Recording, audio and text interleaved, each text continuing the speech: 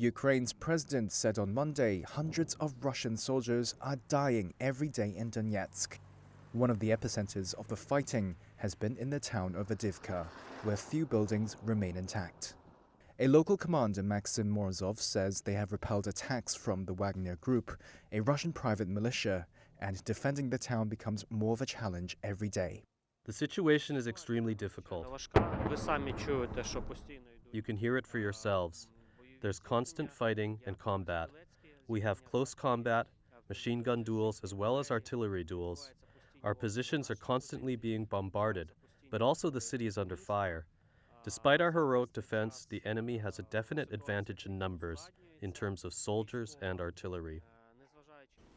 For civilians who remain in Avdiivka, life is difficult. Explosions in the distance and a ticking clock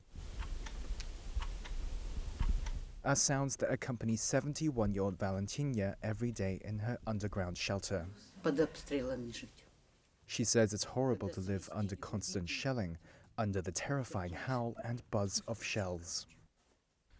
In nearby Bakhmut, where fighting has also been fierce, police continue to evacuate residents as shelling knocked out power and heating.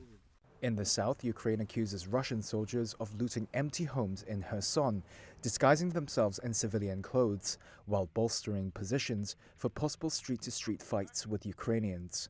Those claims couldn't be independently verified. Russia calls its actions in Ukraine a, quote, special military operation designed to demilitarize its neighbor. Ukraine and its allies accuse Moscow of an unprovoked war to grab territory.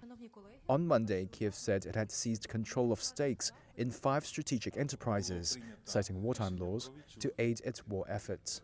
Those firms include a top engine maker, energy firms, producers for vehicles and electricity grid parts. Some were controlled by oligarchs whose political power the Ukrainian president has long sought to curb.